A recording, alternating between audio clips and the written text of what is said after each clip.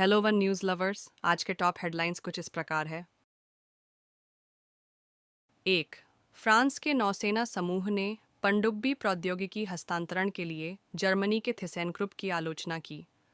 France के नौसेना समूह ने उन्नत पनडुब्बी प्रौद्योगिकी को विदेशी देशों में स्थानांतरित करने के लिए जर्मनी के थिसेनक्रुप मरीन सिस्टम्स (टीकेएमएस) की सार्वजनिक रूप से आलोचना की है।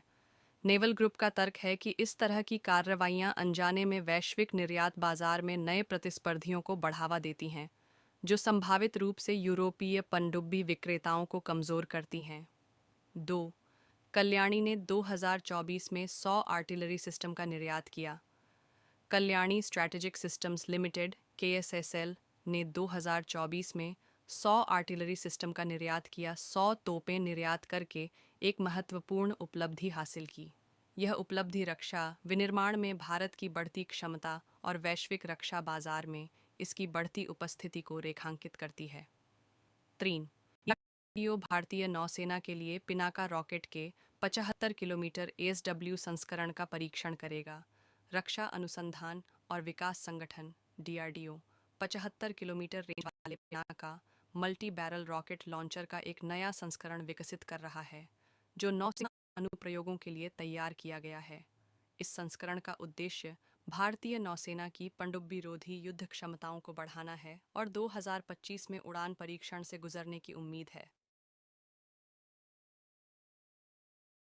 चौथी, टाटा ने IDX 2025 अब्बू धाबी में नई 4x4 LMV का अनावरण किया।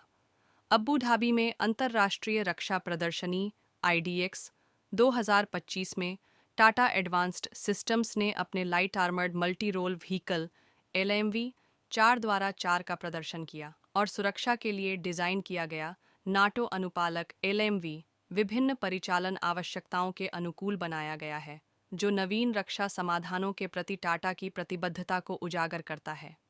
फाइन भारत में सुखोई Su-57 की संयुक्त उत्पादन सुविधाएं इस साल की शुरुआत में शुरू हो सकती हैं। रूस ने भारत में अपनी 5वीं पीढ़ी के सुखोई Su-57 स्टील्थ लड़ाकू विमानों के लिए संयुक्त उत्पादन सुविधाएं स्थापित करने का प्रस्ताव दिया है। यदि स्वीकार किया जाता है तो भारत की मेक इन इंडिया पहल के अनुरूप और भारतीय वायुसेना की क्षमताओं को बढ़ाने के लक्ष्य के साथ इस वर्ष उत्पादन शुरू हो सकता है। 6. तेजस MK2 में तेजस MK1 की तुलना में 1/4 फ्रंटल RCS है। तेजस MK2 भारत के स्वदेशी फाइटर जेट का एक उन्नत संस्करण है, जिसमें frontal radar cross section RCS है, जो तेजस MK1 का 1/4 है।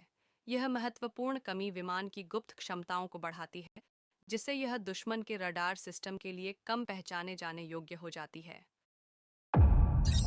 उम्मीद है आपको ये वीडियो पसंद आया होगा। अपने विचार कमेंट में शेयर करें और लाइक एंड सब्सक्राइब करें। नमस्कार।